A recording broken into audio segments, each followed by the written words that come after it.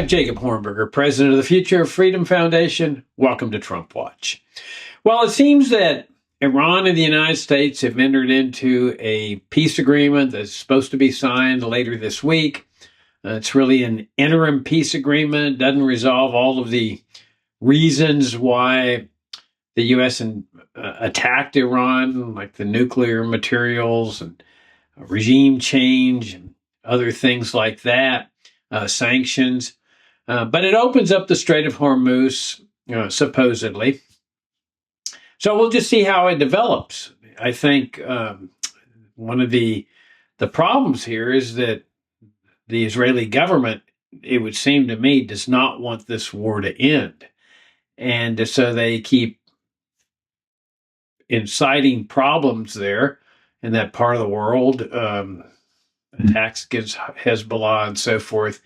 It seems to me as a way to interfere with a peace agreement.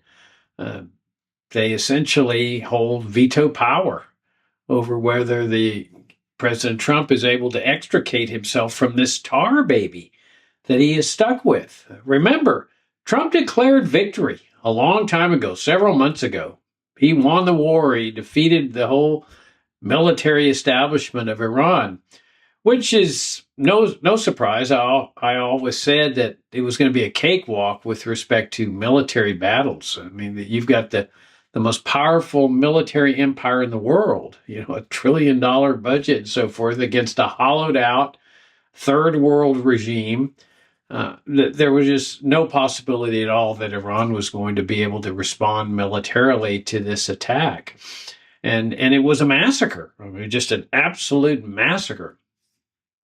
And yet Iran retaliates in this strange way with respect to the Strait of Hormuz, and it throws the whole world into chaos. I mean, there's been businesses all around the world that some have been thrown into bankruptcy, including here in the United States. People have been hurt economically tremendously because of the retaliation by this third world country whose armed forces really were massacred. But supposedly it's being resolved at least on an interim basis. But I think this is an opportunity for Americans to do some real soul searching. Because we don't do this type of soul searching after every one of these fiascos, like Afghanistan. 20 years in Afghanistan for what? Or Vietnam, 56,000 of my generation sacrificed for nothing. It's part of the old Cold War racket. And after Afghanistan, people hardly were able to catch their breath before there's another war. When the Pentagon and the CIA pulled the trigger with respect to their control over NATO to threaten to absorb Ukraine, knowing that the Russians would invade, because that's what they always said they would do if that happened. And so the Pentagon, the CIA, and the NSA, the National Security State, didn't even give Americans a chance to do any soul searching after Afghanistan. 20 years killing this with a massive death machine for what? And so then we've got that fiasco with Ukraine and Russia, and now this attack on Iran. And what still is very strange is how Trump campaigns for office decrying the deep state, decrying the Pentagon, the CIA, the NSA. That is the deep state. And he was going to drain the swamp, and then look, everything's totally opposite. He's working with the deep state. He's got the CIA over there in Venezuela working with that narco-terrorist communist socialist regime based on central planning. They're making the central planning system operate, or at least they're keeping it operating in Venezuela, which is just one of the most bizarre things I've ever seen. The CIA director is down there talking with this communist socialist interim president of Venezuela. This is the deep state that Trump decried. What happened here? And then, of course, it's the deep state that's put on this blockade at the Strait of Hormuz that has attacked Iran. And remember, This was all on Trump's own initiative. He didn't come to the American people and say, hey, look, we've got a danger of nuclear attack here and so forth. I mean, that's what John Kennedy did during the Cuban Missile Crisis. He went on national TV and said, we got a real crisis here. The Soviets are putting nuclear missiles there in Cuba, which they had a right to do. Under international law, Cuba is a sovereign and independent country. It has a right to defend itself from U.S. aggression. The CIA had already aggressed with one invasion. It went down to defeat. But the Pentagon was pressuring Kennedy for a full-scale invasion. And so the Soviets said, well, we'll put here these missiles to deter the U.S. from invading again. And if they do invade, we'll defend ourselves with nuclear weapons, because there was no way that Cuba could defeat the United States any more than there was any way that Iran could defeat the United States. And it really gives you an idea of how this aggression and threat of aggression by the national security state form of governmental structure that America adopted after World War II gives nations the incentive to get nuclear weapons, to protect themselves from U.S. aggression or to deter U.S. aggression.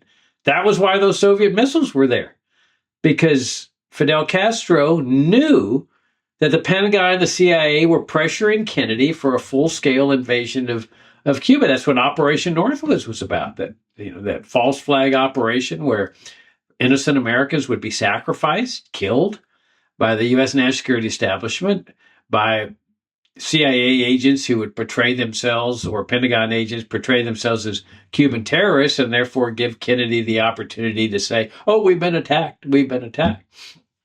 And to Kennedy's everlasting credit, he rejected Operation Northwoods. So why did Trump switch over? He had made this promise, no new wars. I don't know if he ever said no foreign wars at all, but a lot of people construed it that way. And yet here he is starting a war all on his own. Didn't talk to the American people. He says, oh, we're stopping them from getting a nuclear bomb. That's nonsense. All the intelligence agencies says they weren't even close to getting a nuclear bomb. And why would he do this? Well, I don't think we'll ever know. But as you all know, that I've long endorsed the concept that it's not Trump that's in charge. It's not the Congress who's in charge of this federal government. It is the national security branch of the federal government. And it is a branch. We play this charade, especially in public schools, and there's 3 branches of government in the Constitution. Well, there used to be when the Constitution called America into existence.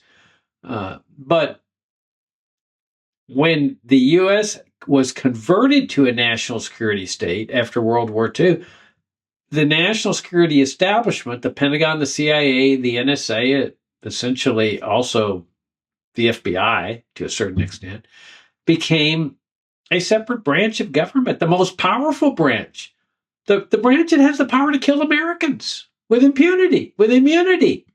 We know that. Okay, look how they're killing those boat people. They don't worry about criminal prosecution. Okay? They don't have the authority to be murdering people on the high seas based on a suspicion or an accusation that they're violating America's drug laws thousands of miles away. They don't have that authority, but they don't need to worry because nothing can happen to them. There's nothing the federal courts can do to stop them. There's nothing the Congress can do to stop them. The president's on board with it. But my thesis has always been that it's this branch of the government. And as longtime supporters of FFF know, I've long recommended this book called National Security and Double Government by Michael Glennon. Glennon is not some quack.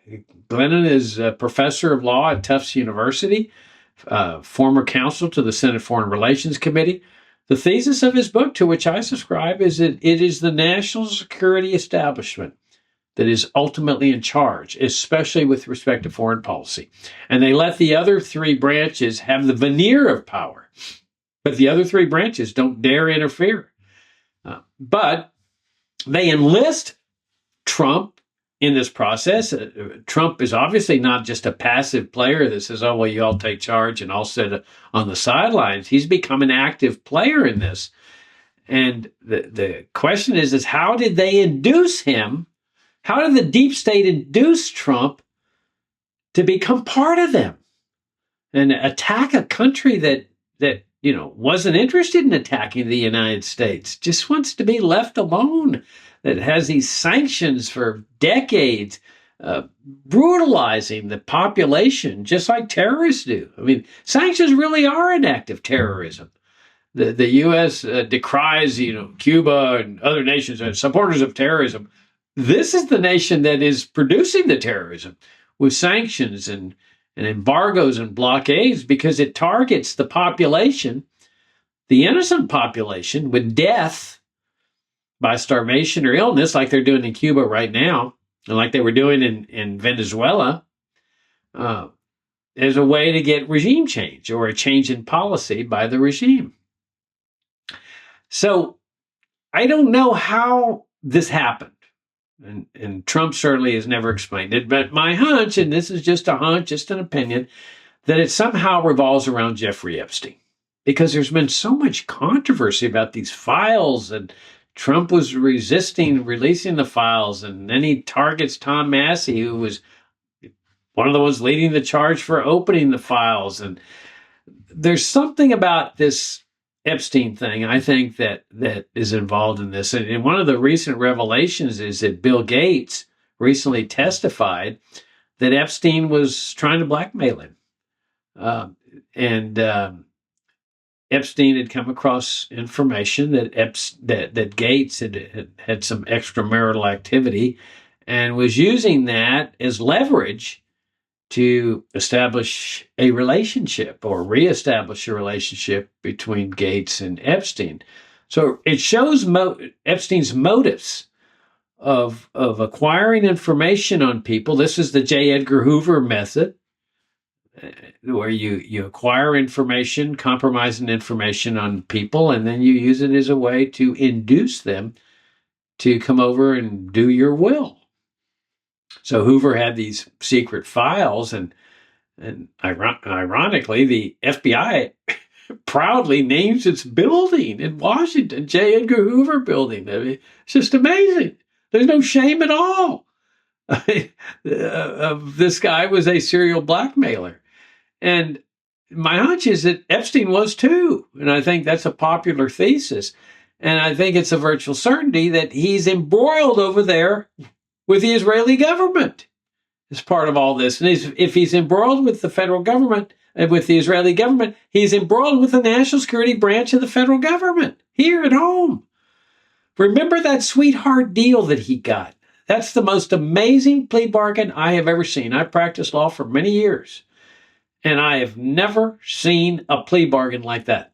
It was just a total sweetheart deal, and there's no explanation for it. This is an accused pedophile, and the U.S. attorney that struck this deal even said something that he had heard or acquired information. I think he later denied it, that Epstein had connections to intelligence. But he says, well, we ultimately made this plea bargain because we didn't want to take the chance of going to trial and getting an acquittal. Well, that's just nonsense. When you're dealing with a pedophile, you take your chances. You roll the dice, you go to court. And they later ended up getting a conviction, and I think it was a 20-year jail sentence on his girlfriend, Ghislaine Maxwell, Epstein's girlfriend. If they got a conviction against her, they could have gotten a conviction against Epstein. But in any event, when you're dealing with a convicted pedophile, we know their attitude toward pedophiles. It is merciless, is ruthless, and rightly so. But here, they give them this sweetheart deal. And so my hunch is that something here involves Epstein. And remember, the point that I've been making for a long time is that James Madison pointed this out, that whenever the Romans were threatened with a rebellion among the Roman citizenry over high taxes and inflation and so forth, they would start a foreign war. And so before the Venezuela thing even was on the news, even on the radar screen, I said, be prepared for another foreign war. as a distraction. And sure enough, like clockwork, they Trump and the national security establishment start amassing this armada in the Caribbean uh, to create this distraction, this foreign war. Now, it didn't turn out to be a huge foreign war and a distraction, but all of a sudden, that's followed by a huge distraction over here with Iran. And notice that the whole mainstream press now goes, "Oh, we need victory, we need victory, we need victory," and the whole focus becomes on winning the war, winning the war. This is what the Romans understood, that everybody would get distracted by the rebellion and forget about it and go on. Now, it's just my opinion, but I think it's a distinct possibility, and I don't know exactly how it would have worked, but somehow or another that Epstein plays a role in all this. Now, another thing that the Romans would do, in addition to starting foreign wars like this, because people rally around the flag. When you start the war against the barbarians or against some foreign nation, that they're coming to get us with the WMDs, or they're coming to get us because they're Reds, they're communists, and they're going to take over the public school system and so forth. That was the whole Cold War racket with Cuba and Vietnam and so forth. But they also had a program called bread and circuses. You see, and the bread is like the welfare, that you pacify people with the welfare. You keep them happy with the welfare. And that's where Social Security and Medicare and Medicaid and subsidies and grants and all these grants to universities are all about. You get everybody dependent on the dole. And once people are dependent on the dole, they don't resist anymore. Roosevelt understood this when he established the Social Security system as part of the welfare state revolution in America in the 1930s, that once you get people hooked on the dole, they become pacifists, at least with respect to their own government. And they become supportive of their government because they're scared to death of getting their dole, that the government can terminate their dole whenever they want. So it's like a heroin, a political heroin. They get addicted to it and dependent on it. They throw in the towel and say, "We're not going to oppose what you're doing." So you have all these people that were protesting the Vietnam War back in the 60s because they weren't on the dole. They were in their 20s, 30s. They weren't on the dole, but now they're 70s. They're on the dole. They're not out there protesting anymore. And unfortunately, you've got all the young people now, the 20s and 30s, that many of them buy into all this stuff. And so the soul searching has to be not just a reflection on what's going on with Iran and this latest military adventurism, because we know it's not the last. Trump is tied down there, which other people are benefiting from. Namely, the United States are benefiting from it because he's distracted. He can't target the American people with this national security state, at least not as much.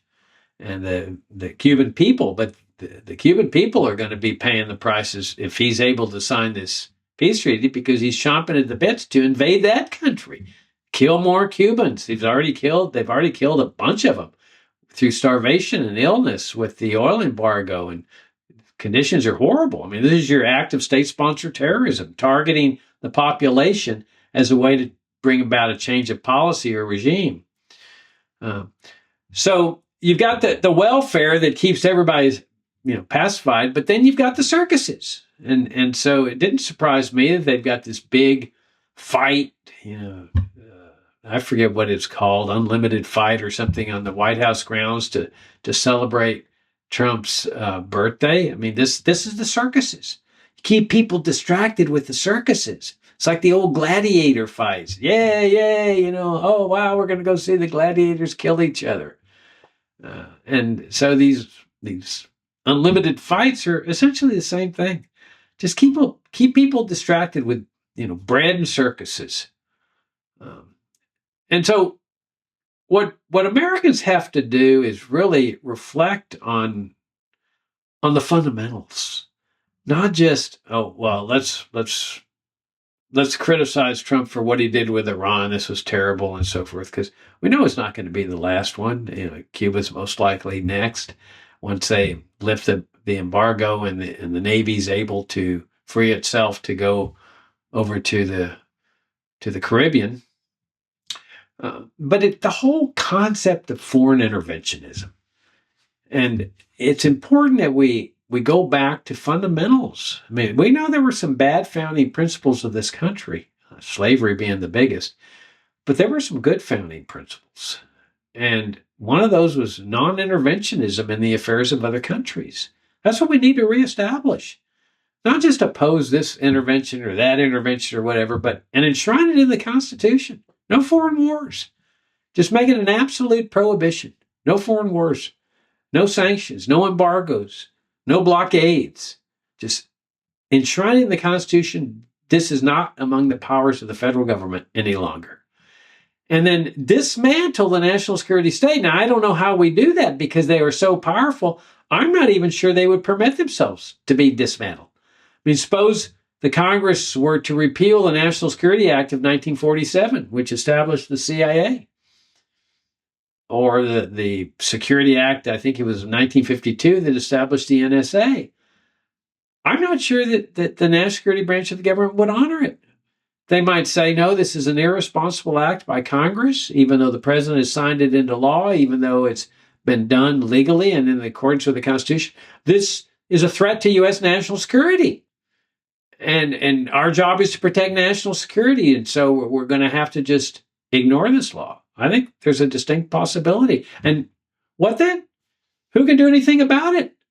This is why the framers and our ancestors and our founding fathers, the people that signed that Declaration of Independence and that ratified the Constitution, were so opposed to big standing military intelligence establishments like what we have.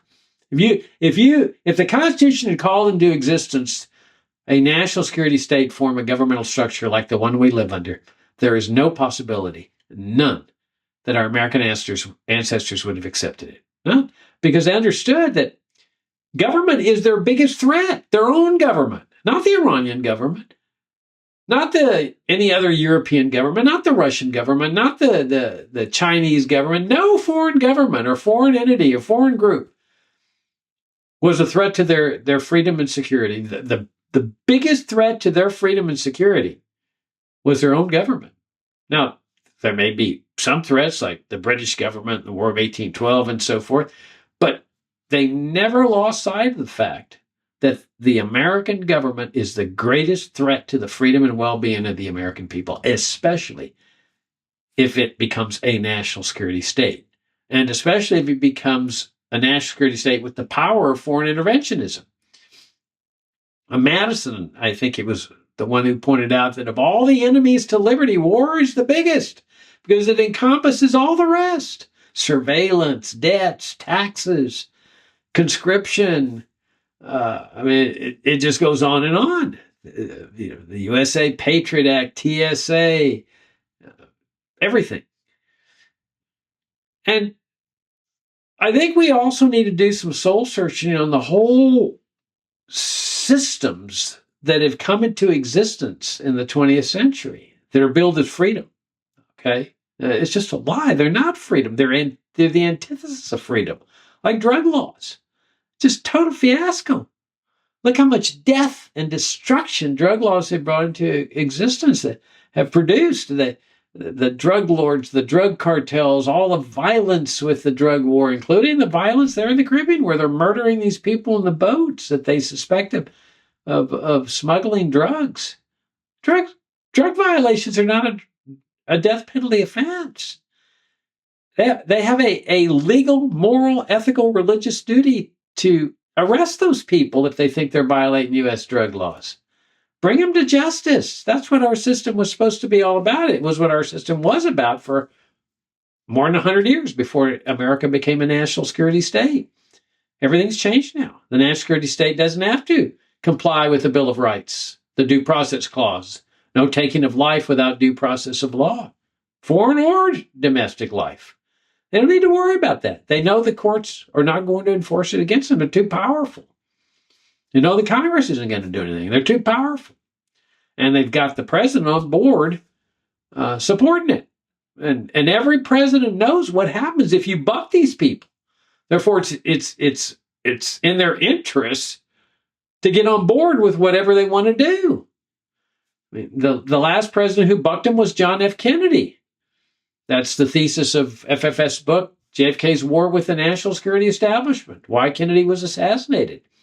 You buck them, they go to war against that president. And they're going to win, just like they won against Kennedy. Another example was Chile in 1970 to 1973. The Chilean National Security Establishment, that branch of the government, because they were a national security state too, went to war against the president, against the executive branch. It was a real war. I mean, they were firing missiles.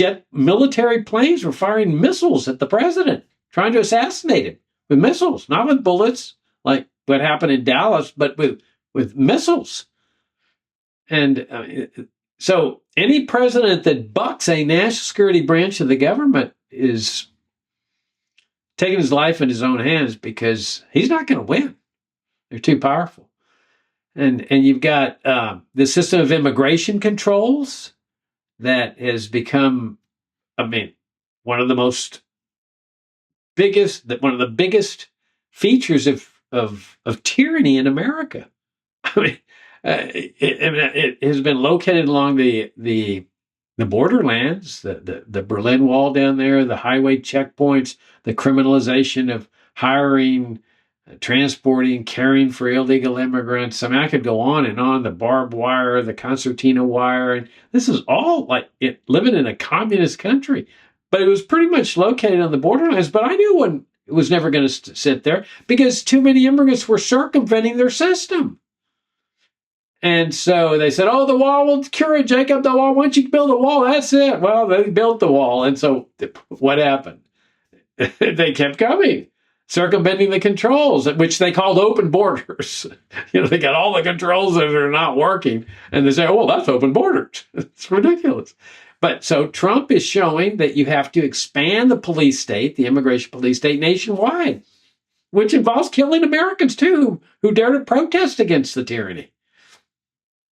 But you got these squalid detention centers, mass deportations, including to countries to torture people who have never been convicted of anything.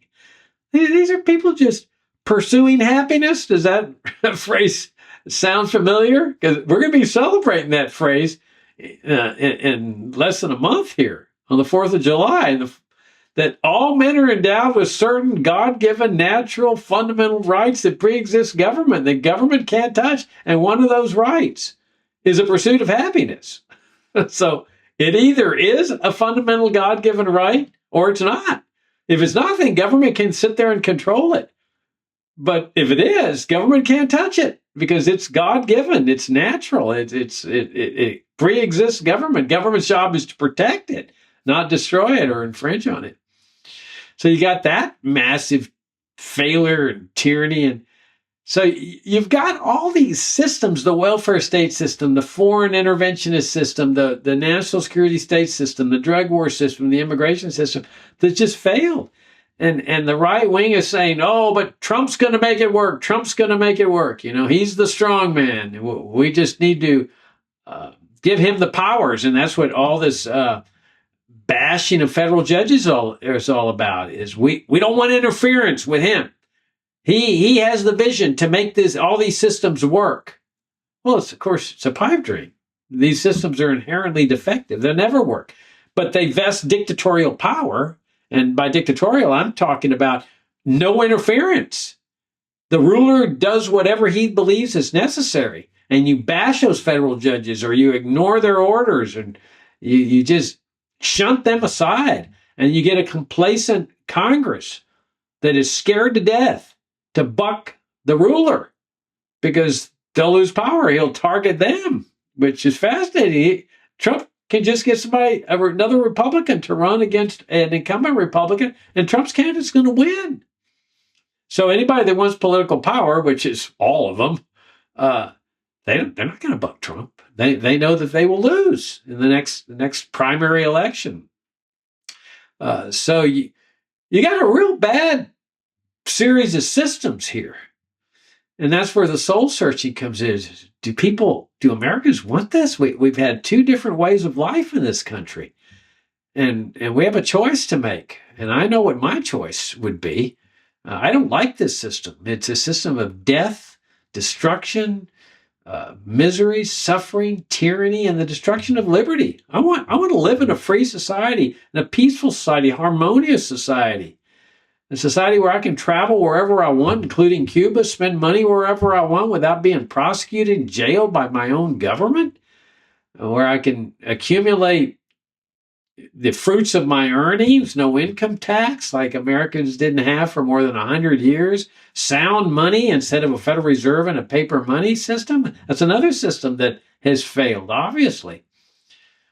So rather than get the strong man in there to make these failed systems work, which is only going to make it worse, it's just going to make the tyranny worse for everybody because it's vesting omnipotent power, omnipotent government. That's one of Ludwig von Mises' titles of one of his books, Omnipotent Government, vesting omnipotent power in the president by shunting aside any checks that the Constitution provides, which are imposed and enforced by the federal courts, and get a complacent Congress in there and says, oh, you can do whatever you need, Mr. President. We're going to stand behind you. And then, of course, a president that is fully supported by a massive, powerful national security branch of the government. That's just not the way to go as far as I'm concerned. And so hopefully Americans will use this fiasco, this latest fiasco, is an opportunity to say, let's go back to starting principles and let's see what were the good founding principles of this country. And let's talk about restoring those sound founding principles. I'm Jacob Hornberger. Thank you all for tuning in to Trump Watch. And as always, thank you for your great support of the Future of Freedom Foundation.